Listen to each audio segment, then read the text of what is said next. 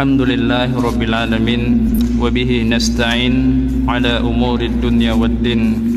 Assalatu wassalamu ala nabiyyina Muhammadin wa ala alihi wa ashabihi wa man tabi'ahum bi ihsanin ila yaumiddin. Wala udwana illa ala adh-dhalimin wal 'aqibatu lil muttaqin. Asyhadu an la ilaha illallah wahdahu la syarika lah iqraran bihi wa tauhidan. Wa asyhadu anna Muhammadan abduhu wa rasuluhu la nabiyya ba'da sallallahu alaihi wasallam tasliman mazida. Allahumma 'allimna ma yanfa'una wanfa'na bima 'allamtana amin ya rabbal alamin. Ayyuhal ikhwah rahimani wa rahimakumullah, kita bersyukur kepada Allah Subhanahu wa taala atas limpahan nikmat demi nikmatnya kepada kita semuanya. Di antara nikmat tersebut adalah nikmat taufik, ketika Allah Subhanahu wa taala memudahkan kita untuk kembali berkumpul di masjid dan di majelis yang insyaallah berbarokah ini dalam rangka istifadah, mengambil faidah dari ayat-ayat Allah Subhanahu wa taala dan dari hadis-hadis nabinya sallallahu alaihi wasallam. Kemudian dengan taufik dari Allah Subhanahu wa taala, insyaallah kita akan lanjutkan kajian kita sebulan yang lalu membaca kitab Ajaibu al-Istighfar, keajaiban-keajaiban istighfar, dan pada pertemuan yang lalu kita sudah membahas tentang adab-adab istighfar. Nah, tadi ada kiriman video di grup Multaqa Doa Ahli Sunnah tentang muhadharah singkat dari Syekh Shalih Al-Fauzan, peringatan tentang masalah banyaknya kematian mendadak di akhir zaman, yang itu memang sudah jauh-jauh hari diingatkan oleh Nabi kita sallallahu alaihi wasallam. Ya, pada akhir zaman akan banyak kematian mendadak dengan kecelakaan lalu lintas, dengan serangan jantung dan yang semisalnya. Maka nasihat beliau tadi, alaina bimudawamatil istighfar wa iktsari taubah. Nah, sudah sepantasnya kita untuk senantiasa beristighfar dan memperbanyak taubat kita kepada Allah Subhanahu wa taala. Kaum muslimin yang dimuliakan Allah Subhanahu wa taala, di dalam hadis yang diriwayatkan oleh Imam Muslim dari Abdullah ibnu Furuh, bahwasanya beliau mendengar ibunda kita Aisyah radhiyallahu anha berkata, inna Rasulullah sallallahu alaihi wasallam qala, bahwasanya Rasulullah sallallahu alaihi wasallam pernah bersabda, innallaha khalaqa kulla insanin min bani adam ala sittina wa thalathimi'ati mafsalin. Sesungguhnya Allah Subhanahu wa taala menciptakan setiap anak manusia dari keturunan Adam, itu jasadnya terdiri dari 360 persendian. Ya, Allah Subhanahu wa taala menciptakan anak manusia dari keturunan Nabi Adam, ya, jasad mereka itu terangkai dari 360 persendian.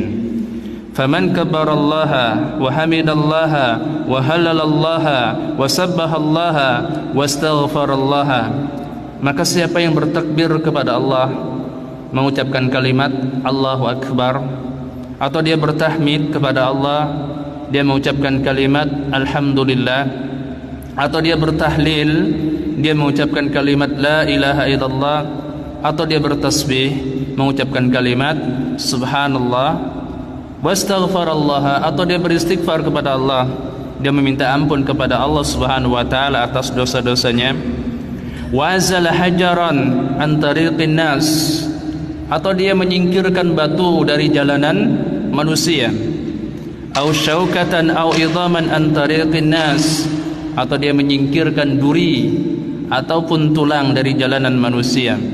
Dengan kata lain, dia menyingkirkan gangguan yang ada pada jalanan anak manusia. Au amaru bima'rufin au naha an munkarin, atau dia mengajak kepada yang ma'ruf, atau dia mencegah dari yang mungkar. Ya, adada tilka as-sittina wa thalathimi'ati sulami, yang amalan-amalan tadi itu sebanding atau sejumlah 360 persendiannya. Naam, fa innahu yumsi yawma idin qad zahjaha nafsahu 'anin nar. Maka dengan semua itu dia akan mendapati sore harinya dalam keadaan dia telah membebaskan dirinya dari api neraka. Maknanya apa? Seorang muslim itu setiap harinya harus bersedekah untuk setiap persendian tubuhnya, ya, dengan kebaikan-kebaikan yang disyariatkan. Di sini Rasulullah sallallahu alaihi wasallam menyebutkan beberapa amalan yang bisa menjadi sedekah bagi persendian tubuh anak Adam. Iya. Seperti takbir, tahmid, tahlil, tasbih, istighfar, menyingkirkan gangguan dari jalanan, atau menyuruh kepada yang ma'ruf, atau melarang dari yang mungkar. Apabila kebaikan-kebaikan tersebut itu sebanding jumlahnya dengan jumlah persendian tubuhnya, maka dia mendapati sore harinya dalam keadaan dia telah membebaskan dirinya dari ancaman adab neraka. Nah, kaum muslimin yang dimuliakan Allah Subhanahu wa taala, di dalam hadis yang diriwayatkan Imam Muslim juga dari ibunda kita Aisyah radhiyallahu anha,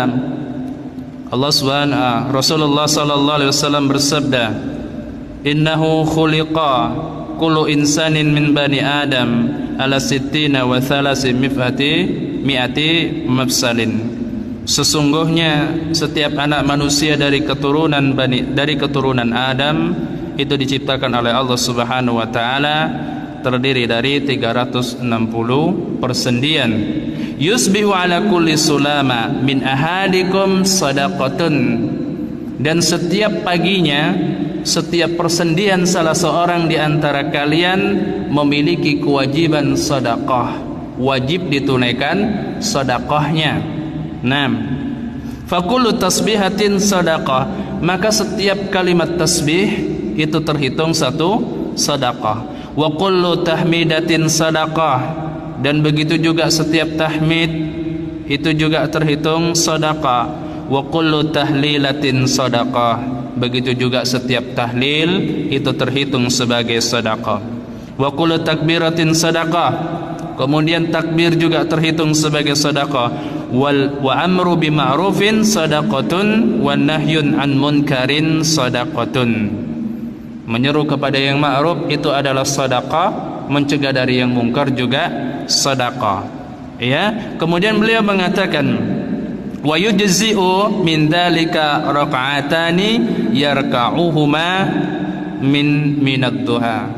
Dan itu semua bisa diwakili atau bisa digantikan dengan 2 rakaat salat duha. Ya, 2 rakaat salat duha itu mencukupi sebagai sedekah dari 360 persendian kita. Ya, 2 rakaat salat duha itu mencukupi sebagai sedekah seluruh persendian tubuh kita. Nah, kemudian di dalam hadis Abu Burdah yang semakna dengan itu, beliau mengatakan, sami'tu Rasulullah sallallahu alaihi wasallam qala, aku pernah mendengar Rasulullah sallallahu alaihi wasallam bersabda, fil insani sittuna wa thalathmi'ati mafsalin. Pada jasad anak manusia itu ada 360 persendian. Fa alaihi an yatasaddaqa an kulli mafsalin minha sadaqatun. Dan setiap persendiannya, setiap harinya ada kewajiban untuk dikeluarkan sedekahnya. Qalu, maka para sahabat mengatakan, famanil ladzi yu'tiku dzalika ya Rasulullah? Lantas siapa di antara kami yang mampu menunaikan semua itu wahai Rasulullah? Kalau setiap paginya kita harus bersedekah dengan 360 bagian sedekah. Karena ketika itu yang terbayang di benak para sahabat, sedekah yang harus mereka keluarkan itu dalam bentuk harta, dan tidak akan ada yang mampu untuk itu. Kalau setiap paginya harus bersedekah untuk setiap persendiannya. Kalau satu sendi 1.000 rupiah, berarti setiap pagi berapa? 360.000 ya. Nah, maka para sahabat mengatakan, Famanil ladzi yutiqu dzalika ya Rasulullah? Lantas siapakah yang mampu menunaikan sedekah tersebut wahai Rasulullah? Kemudian Nabi mengatakan, an-nukha'atu fil masjidi tadfinuha aw syai'u yunakhihi anit tariqi. Kemudian beliau mengatakan menguburkan ludah di masjid. Dulu masjid Nabi kan itu tanah ya. Kadang-kadang ada sebagian orang itu yang meludah sembarangan. Maka siapa yang mau menguburkan ludah, menguburnya dengan pasir, itu sudah terhitung sebagai sedekah baginya, menyingkirkan gangguan dari manusia. Nah, kemudian begitu juga beliau mengatakan, dan begitupun gangguan yang dia singkirkan dari jalanan manusia, itu juga terhitung sebagai sedekah. Fa in lam taqdir fa raq'ata ad-duha tujzi'u anka. Dan kalau engkau tidak mampu melaksanakan kebaikan sebanyak itu, maka 2 rakaat salat duha mencukupi bagimu untuk sedekah bagi seluruh persendian tubuhmu. Nah, kaum muslimin ini muliakan Allah Subhanahu wa taala. Kemudian di dalam hadis yang lain, yang hadisnya diriwayatkan oleh Imam Ahmad yang lainnya, disahihkan oleh Syekh Al-Albani rahimahullah. Allah Azza wa Jalla berfirman, berarti ini hadisnya hadis qudsi.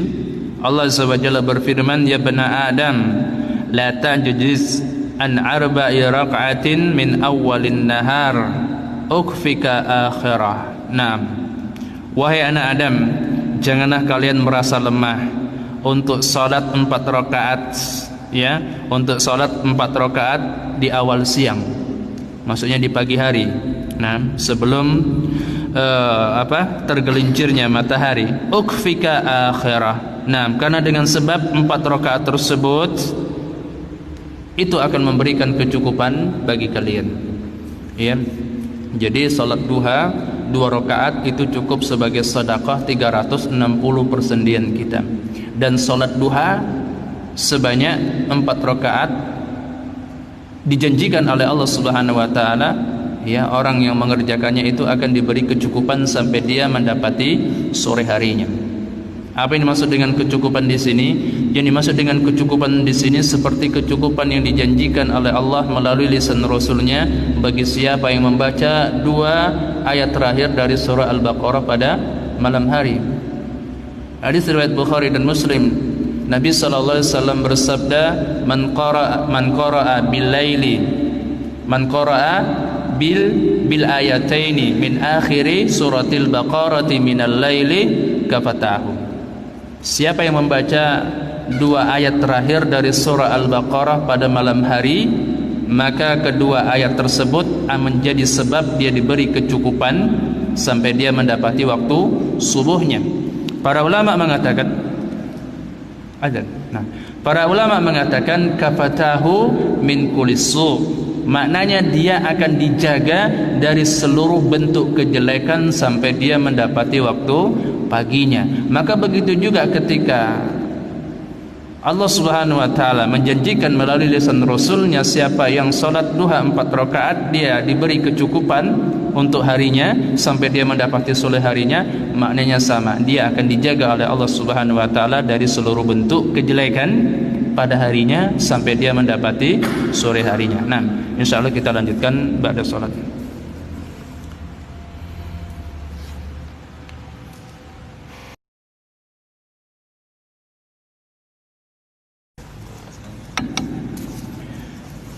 Bismillahirrahmanirrahim. Alhamdulillah rabbil alamin wa bihi nasta'in ala umurid dunya waddin. Salatu wassalamu ala nabiyyina Muhammadin wa ala alihi wa ashabihi wa man tabi'ahum bi ihsanin ila yaumiddin. Kaum muslimin dan kaum muslimat yang dimuliakan Allah Subhanahu wa taala, kita lanjutkan kajian kita. Tadi sudah kita sebutkan bahwasannya 2 rakaat salat sunnah duha itu mencukupi sebagai sedekah bagi seseorang untuk 360 persendian tubuhnya untuk setiap harinya. Dan salat duhanya yang 4 rakaat itu mencukupi salat duhanya yang 4 rakaat itu dijanjikan kecukupan, maksudnya dia akan dijaga oleh Allah Subhanahu wa taala dari seluruh kejelekan sampai dia mendapati sore harinya. Adapun pokok bahasan kita terkait dengan kitab ini adalah bahwasannya di antara yang bisa menjadi sedekah bagi persendian tubuh anak manusia sebagaimana tadi disebutkan pada hadis yang pertama riwayat Muslim dari Aisyah radhiyallahu anha, istighfar itu termasuk sedekah. Ya, istighfar itu bisa menjadi sedekah. Iya, padahal istighfar itu sendiri asalnya kan permohonan ampun atas dosa-dosa. Nah, tapi dia juga sekaligus bisa menjadi sedekah bagi seseorang untuk persendian tubuhnya. Dan ada riwayat, akan tetapi malam ini tidak bisa mendatangkan lafadznya. Dahulu Nabi SAW kalau beliau terluput dari solat malam, maka beliau pada pagi harinya solat duha sebanyak 8 rakaat. Ya, sebanyak 8 rakaat. Kita masuk ke hadis berikutnya. An Fadalah ibni Ubaid radhiyallahu anhu, dari Fadalah ibni Ubaid semoga Allah meridhoinya, anin Nabi sallallahu alaihi wasallam annahu qala, dari Nabi sallallahu alaihi wasallam bahwasanya beliau pernah bersabda, al-'abdu aminun min adabillah azza wa jalla mastaghfarallaha azza wa jalla. Kata Nabi sallallahu alaihi wasallam, seorang hamba itu aman dari adab Allah azza wa jalla selama dia mau beristighfar, memohon ampun atas dosa-dosanya kepada Allah azza wa jalla. Dan ini kemarin sudah kita sebutkan sebagai tafsir dari surah Al-Anfal ayat yang ke-33, bahwasanya istighfar itu adalah salah satu sebab amannya seorang hamba dari adab Allah Subhanahu wa taala. Di dalam surah Al-Anfal ayat yang ke-33 Allah Subhanahu wa taala berfirman, "Wa ma kana Allahu liyu'adzibahum wa anta fihim wa ma kana Allahu mu'adzibahum wa hum yastaghfirun." Kata Allah Azza wa Jalla, Allah Subhanahu wa taala tidak akan mengadab mereka selama engkau wahai Muhammad ada di tengah-tengah mereka. Dan Allah Subhanahu wa taala juga tidak akan mengadab mereka selama mereka mau beristighfar, memohon ampun kepada Allah Subhanahu wa taala atas dosa-dosanya. Ya, hadis ini semakna dengan ayat tersebut. Seorang hamba itu aman dari adab Allah Azza wa Jalla selama dia mau meminta ampun atas dosa-dosanya kepada Allah Azza wa Jalla. Sebabnya adalah karena istighfar itu menghapuskan dosa-dosa, sementara adab itu adalah akibat daripada dosa. Sehingga istighfar itu salah satu manfaatnya adalah menghapus dosa, yang berarti mengamankan seorang hamba dari adab Allah Subhanahu wa taala. Hanya saja ya ikhwah, yang perlu diingatkan di sini, istighfar yang menghapus dosa ini kalau dosanya terkait antara seorang hamba terkait dengan hak-hak Allah Subhanahu wa taala. Dosanya antara dia dengan Allah Subhanahu wa taala. Adapun kalau dosa tersebut terkait dengan hak para hamba karena harta yang diambilnya atau kehormatan yang dilanggarnya atau darah yang ditumpahkannya, maka tidak bisa diampuni hanya dengan istighfar.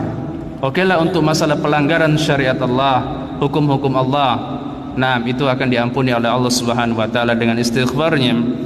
Tetapi terkait dengan hak manusia yang dia telah melampauinya, ini hanya bisa diselesaikan antara dia dengan orang yang telah dia berbuat zalim kepadanya. Kalau harta dia kembalikan hartanya, kalau kehormatan iya dia pulihkan kehormatannya, dan kalau urusannya darah maka dia harus menebus darah tersebut sesuai dengan ketentuan-ketentuan hukum Allah, entah dengan qisas atau dengan diat atau dengan pemaafan dari keluarganya. Nah, kemudian wa an Ubadah radhiyallahu anhum, dari Ubadah semoga Allah meridhoinya, beliau mengatakan sami'tu Rasulullah sallallahu alaihi wasallam yaqul, aku pernah mendengar Rasulullah sallallahu alaihi wasallam bersabda, man istaghfara lil mu'minina wal mu'minat kataballahu lahu bikulli mu'minin wa mu'minatin hasanatan. Ya, kata Nabi sallallahu alaihi wasallam, siapa yang beristighfar untuk kaum muslimin dan kaum muslimat, maka Allah Subhanahu wa taala akan mencatat untuknya, untuk setiap orang dari kaum muslimin dan kaum muslimat tersebut satu kebaikan. Ya. Siapa yang beristighfar untuk kaum muslimin dan kaum muslimat, maka untuk setiap muslim dan setiap muslimat yang dia mohonkan ampun kepada Allah Subhanahu wa taala tercatat baginya satu kebaikan. Nah, maka jangan pelit memintakan ampunan sesama kaum muslimin. Ya, dulu sebelum ngaji yang sudah berumur itu, ya, ingatkan doa-doa yang biasa dibaca setelah selesai sholat berjamaah itu, doa berjamaah. Apa itu? Allahumma ighfir lil muslimina wal muslimat mu'minin wal mu'minat al ahya minhum wal amwat innaka sami'un qaribun mujibu da'wat wa yaqadiyal hajat. Begitu sudah mengaji jarang lagi dibaca doa tersebut. Iya, padahal doanya itu warid, ada riwayatnya dari Nabi sallallahu alaihi wasallam. Dan tidak ada ruginya kita mendoakan kaum muslimin. Nah, yang kita kenal atau yang tidak kita kenal. Karena untuk setiap seorang dari mereka kita akan mendapatkan satu kebaikan. Dan kaum muslimin dan kaum muslimat yang paling layak untuk kita doakan dengan ampunan adalah kedua orang tua kita. Kedua orang tua kita. Nah, sebagian sahabat Nabi sallallahu alaihi wasallam mengatakan, man da'a li walidayhi atau man da'a li walidayhi khamsata marratin fi yaumin faqad adda haqqahuma. Siapa yang mendoakan kebaikan, dan kebaikan yang terbaik untuk kita mintakan bagi kedua orang tua kita kepada Allah Subhanahu wa taala adalah ampunan bagi keduanya.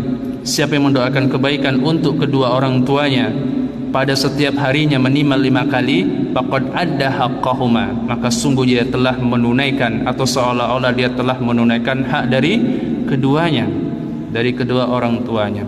Dalilnya apa?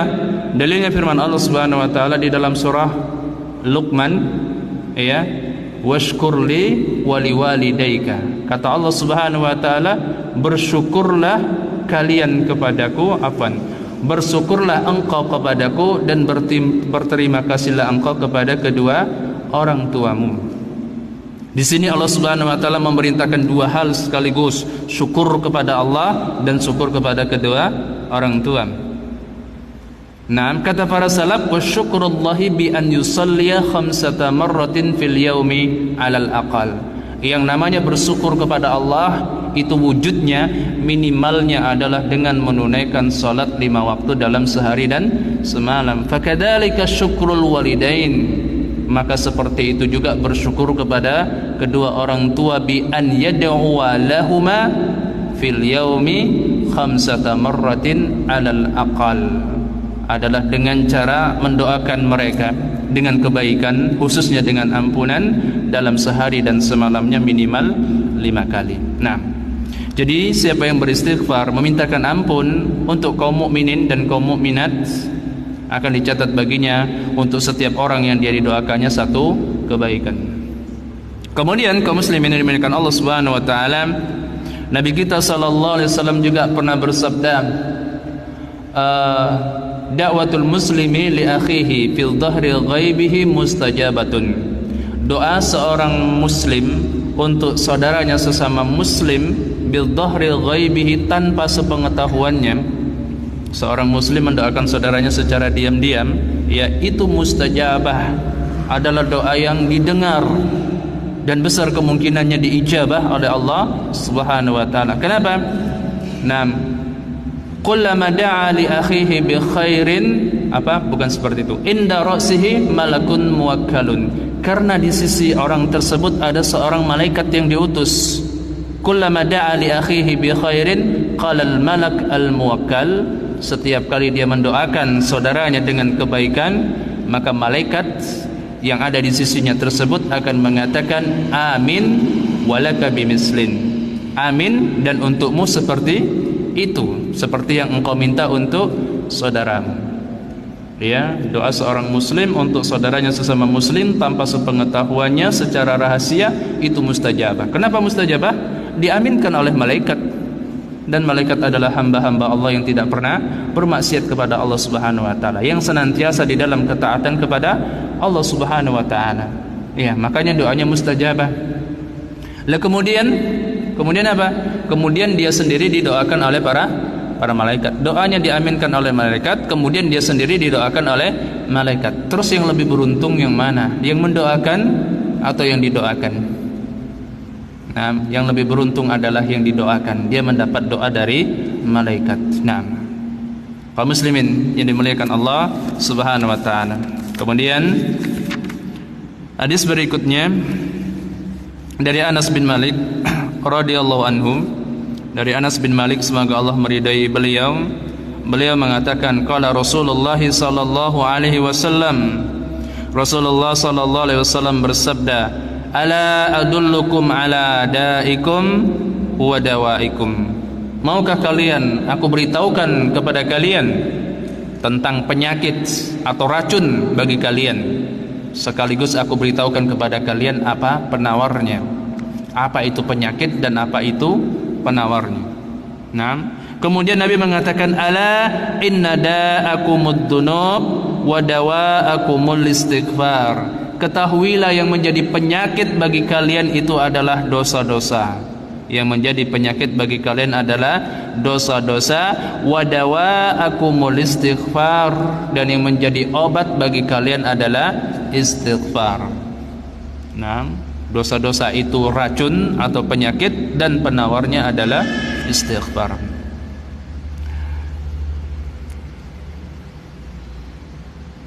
Wa aniz Zabir radhiyallahu anhu, kemudian dari Zabir, semoga Allah meridhoinya, anna Rasulullah sallallahu alaihi wasallam qaal, bahwasanya Rasulullah sallallahu alaihi wasallam bersabda, man ahabba an tasurrahu sahifatahu falyukthir fiha minal istighfar. Siapa yang ingin bergembira dengan catatan amalannya, siapa yang ingin beruntung dengan sebab apa yang ada di buku catatan amalannya, maka silahkan dia perbanyak pada buku catatan amalannya catatan istighfar. Nah, silahkan dia perbanyak catatan istighfar. Dalam riwayat yang lain beliau mengatakan, tuba liman wajada fi sahifatihi istighfaran katsiran. Sungguh sangat beruntung seseorang yang pada hari kiamat nanti dia dapati pada buku catatan amalannya ada banyak catatan istighfar. Dan kemarin kita sudah bawakan satu riwayat, hanya saja riwayat ini diperselisihkan oleh para ulama kesahihannya, ya, bahwasannya ma min hafizataini yurfa'ani ila Allahi fi yaumin fayara tabaraka wa ta'ala fi awwali sahifati wa fi akhiriha istighfaran illa qala tabaraka wa ta'ala qad ghafartu li'abdi ma baina tarfai sahifati. Tidaklah dua orang malaikat pencatat amalan itu naik ke langit dan menghadap kepada Allah Subhanahu wa taala. Dua malaikat pencatat amalan naik ke langit menghadap kepada Allah Subhanahu wa taala. Kira-kira urusannya apa? Malaikat pencatat amalan naik ke langit menghadap kepada Allah, urusannya apa? Urusan dinas. Kerjaannya apa? Mencatat amalan. Berarti ketika menghadap Allah Subhanahu wa taala, ya urusannya terkait dengan tugasnya mencatat amalan anak manusia, kan? Nah, tidaklah dua orang malaikat pencatat amal itu naik ke langit dan menghadap kepada Allah Subhanahu wa taala pada suatu hari. Fayara tabaraka wa ta'ala fi awwali sahifati wa fi akhiriha al-istighfar atau istighfaran. Kemudian Allah tabaraka wa ta'ala melihat pada buku catatan amalan si hamba tadi, lembaran pertamanya ada catatan istighfar dan lembaran terakhirnya juga ada catatan istighfar. Illa qala tabaraka wa ta'ala, kecuali Allah tabaraka wa ta'ala akan mengatakan qad ghafartu li 'abdi ma baina tarfai sahifati. Sungguh aku telah mengampuni hambaku ini, pemilik buku catatan amalan ini, untuk dosa-dosanya yang ada atau yang tercatat di antara dua lembaran tadi. Lembaran pertama isinya istighfar, lembaran terakhir isinya juga istighfar. Maka apapun dosa yang tercatat di antara kedua lembaran tersebut, itu akan diampuni oleh Allah Subhanahu wa taala. Tetapi catatannya sama. Itu kalau dosanya adalah terkait dengan hak-hak Allah Subhanahu wa taala. Adapun kalau dosanya terkait dengan hak sesama hamba, harus dia selesaikan urusannya dengan si hamba. Nah, itu artinya ya ikhwah, kita memang harus memperbanyak istighfar. sehingga kapanpun buku catatan amalan kita dibawa naik ke langit dihadapkan kepada Allah Subhanahu wa taala, bisa kita pastikan di awal, di lembaran yang pertama dan lembaran terakhir ada catatan istighfar. Nah, kaum muslimin yang dimuliakan Allah Subhanahu wa taala, sampai jam berapa ini? Kemudian An Abi Hurairah radhiyallahu anhu, dari Abu Hurairah semoga Allah meridai beliau, beliau mengatakan, sami'tu Nabiy sallallahu alaihi wasallam aku pernah mendengar Nabi sallallahu alaihi wasallam bersabda, inna 'abdan asaba dhanban wa rubbama adnaba dhanban, sesungguhnya seorang hamba itu melakukan sebuah dosa, ya, seorang hamba itu melakukan sebuah dosa. Faqal, kemudian dia berkata, Rabbi adnabtu faghfirli, wahai Rabb, ya Allah, sesungguhnya aku telah berbuat dosa, maka ampunilah aku. Nah, maka ampunilah aku. Faqala rabbuh, maka Rabbnya Allah tabaraka wa taala berfirman, alima abadi anna lahu rabban yaghfiru dhanba wa yakhudhu bih, hambaku ini tahu kalau dia memiliki Rabb, kalau dia memiliki Tuhan yang mengampuni dosa, ya, dia memiliki Tuhan yang mengampuni dosa.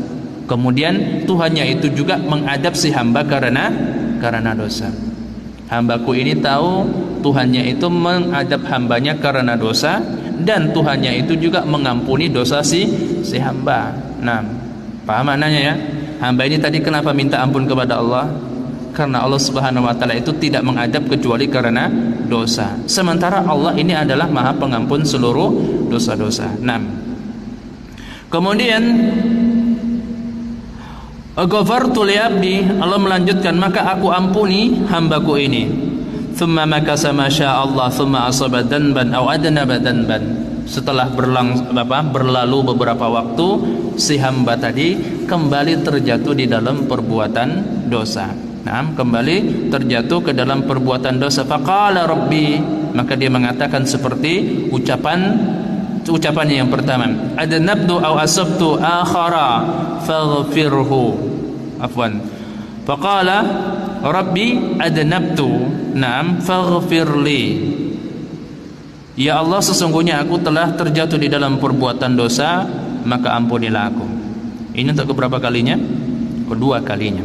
Nah, faqal, maka Allah Subhanahu wa taala berfirman, alima abdi anna lahu rabban yaghfiru dhanba wa ya'khudhu bih, hambaku ini tahu kalau dia memiliki Tuhan yang mengampuni dosa-dosa, dan Tuhannya juga mengadab si hamba karena dosa.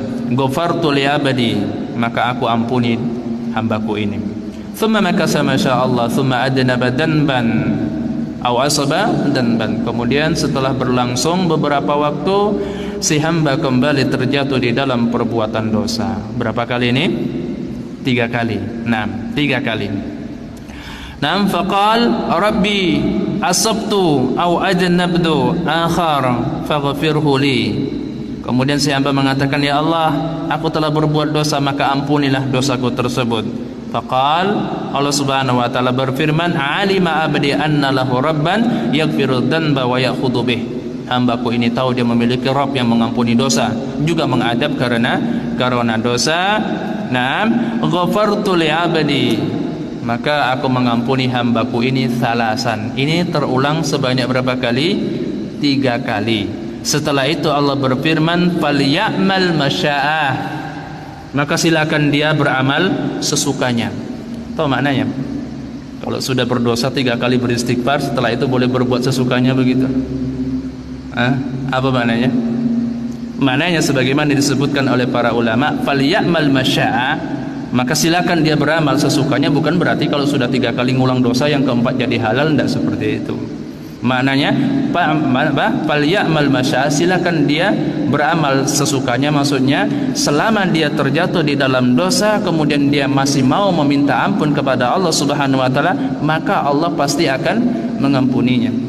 Karena syarat taubat itu, karena taubat tidak disyaratkan pelakunya tidak terjatuh pada perbuatan dosa yang sama, disyaratkan ada azam, ada tekad, dan ada usaha untuk tidak terjatuh pada dosa yang sama. Kalau kemudian dia dilemahkan oleh setan laknatullah, kemudian dia terjatuh pada dosa yang sama dan dia bertaubat dengan baik kepada Allah Subhanahu wa taala, maka akan tetap diampuni oleh Allah Subhanahu wa taala.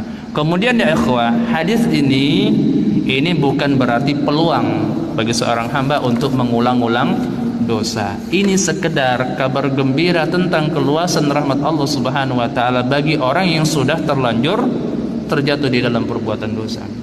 Karena tidak ada jaminan kalau dia mengulangi dosanya untuk kedua kalinya atau ketiga kalinya, masih ada kesempatan baginya untuk beristighfar dan mendapat ampunan Allah Subhanahu wa taala. Siapa tahu dia ulangi dosanya untuk kesekian kalinya dan dia diwafatkan oleh Allah Subhanahu wa taala ketika sedang berbuat dosa, wa iyadu billah. Nah, kaum muslimin yang dimuliakan Allah Subhanahu wa taala. Jam berapa? Sampai 8:30 ya. Nah, sampai 8:30 insyaallah. Wa Nabi Hurairah qala, dari Abu Hurairah semoga Allah meridhoinya, beliau mengatakan, idza adnabal 'abdu nukita fi qalbihi nuktatun sauda. Apabila seorang hamba berbuat dosa, maka akan dititikkan di dalam hatinya satu noda hitam. Nah, akan dititikkan pada hatinya satu noda hitam. Fa in taba suqila minha. Kalau kemudian dia bertaubat, maka hatinya akan kembali menjadi bersih. Taubatnya itu menghapus noda hitam yang ada di hatinya. Fa in ada wazadat. Tapi kalau dia kemudian mengulang dosanya, maka noda hitam tadi pun akan bertambah hatta tu'addi ma fi qalbah, sampai kemudian noda hitam tadi akan mendominasi hatinya, atau dalam riwayat yang lain hatta ya'luwa qalbahu dzakarain, sampai kemudian rain tersebut, noda hitam tersebut akan menutup seluruh hatinya. Fadzalika ar-ran alladzi dzakarahu Allah azza wa jalla, itulah ar-ran, itulah tutupan yang disebutkan oleh Allah Subhanahu wa taala dalam firman-Nya surah Mutaffifin, kalla bal rana ala qulubihim ma kanu yaksibun. Bahkan dosa-dosa yang mereka lakukan itu menjadi ran, menjadi tutupan ya untuk hati mereka. Nah, jadi istighfar itu akan membersihkan hati dari noda-noda dosa. Ya, kalau hati kita keras ya ikhwah, itu salah satu sebabnya sudah terlalu banyak noda-noda dosa yang ada di sana. Nah, kemudian satu lagi lah ya, kayaknya udah malam ini, udah ngantuk antum. Ma min 'abdin yudnibu danban fayuhsinu at-tuhura. Tidak seorang hamba pun yang dia terjatuh dalam sebuah dosa, kemudian dia bersuci dengan baik, ya, dia bersuci dengan baik, thumma yaqumu fayusalli rak'ataini. Setelah itu dia berdiri untuk salat 2 rakaat. Thumma yastaghfirullah, kemudian dia meminta ampun kepada Allah Subhanahu wa taala, illa ghafara lahu, kecuali Allah Subhanahu wa taala akan mengampuni si hamba. Thumma qara'a hadhil ayah, setelah itu Nabi sallallahu alaihi wasallam membaca ayat berikut ini, walladzina idza fa'alu fahishatan aw dhalamu anfusahum dzakarullaha. Dan orang-orang yang apabila mereka itu melakukan perbuatan keji atau mendolimi dirinya sendiri, dzakarullaha fastaghfaru, bagaimana? Dzakarullaha fastaghfaru lidunubihim. Mereka itu ingat kepada Allah, kemudian mereka meminta ampun kepada Allah atas dosa-dosanya. Wa may yaghfirud dzunuba illallah. Siapa lagi yang bisa mengampuni dosa-dosa kecuali Allah. Wa lam yusirru ala ma fa'alu wa hum ya'lamun. Dan mereka itu tidak terus-menerus di dalam dosanya sementara mereka menyadarinya. Nah, hadis ini ya ikhwan, ini disahihkan oleh Syekh Al-Albani di dalam Sahih At-Targhib wa Tarhib, tetapi didhaifkan oleh sebagian ulama. Maka bagi orang yang menganggap hadis ini sahih, hadis ini adalah dalil dari salat taubat. Pernah dengar salat taubat kan? Nah, tetapi bagi orang yang mengatakan hadis ini dhaif, tidak ada yang namanya salat taubat. Tidak ada yang namanya salat taubat. Nah, disyariatkannya salat taubat menurut sebagian ulama bagi mereka yang menganggap hadis ini sahih. Ya, Nabi mengatakan ma min 'abdin yutnibu danban fa yuhassinu tuhara. Tak seorang hamba pun yang dia itu terlanjur berbuat dosa, kemudian dia bersuci dengan baik, thumma yaqumu fa yusalli rak'atain, kemudian dia berdiri untuk salat 2 rakaat, thumma yastaghfirullah, kemudian dia meminta ampun kepada Allah Subhanahu wa taala, illa ghafarallahu, kecuali Allah Subhanahu wa taala akan mengampuninya. Nah, akan tetapi ya ikhwan, kalaupun hadis ini dhaif, tidak ada salahnya seseorang itu ketika dia tersadar telah terjatuh di dalam dosa, dia mendirikan sholat 2 rakaat atau lebih, ya, berdasarkan keumuman hadis wa'at bi'is sayyi'ata al-hasanata tamhuha. Maka ikutilah kejelekan-kejelekan. Maksudnya kalau kalian sudah terlanjur berbuat jelek, kejelekan tersebut harus kalian timpa dengan kebaikan-kebaikan, karena kebaikan-kebaikan ini akan menghapuskan kejelekan-kejelekan. Dan kebaikan di sini umum, silakan dia berbuat baik apa saja untuk menimpa, untuk menutup dosa-dosanya, termasuk dia memperbanyak sholat sunnah, ya, termasuk dia memperbanyak sholat sunnah. Nah, kaum muslimin yang dimuliakan Allah Subhanahu wa taala, masih banyak ya hadis yang belum kita baca dari kitab ini yang menunjukkan tentang keistimewaan istighfar. Insyaallah kita lanjutkan pada kesempatan yang lainnya kalau masih ada rezeki bagi kita untuk melanjutkan kajian kitab ini. Nah, sebelum kita tutup, kalau ada yang ditanyakan dipersilakan.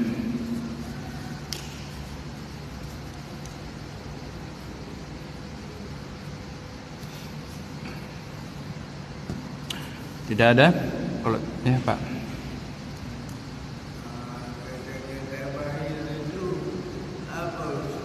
Ya? Bakhil. Bakhil itu pelit.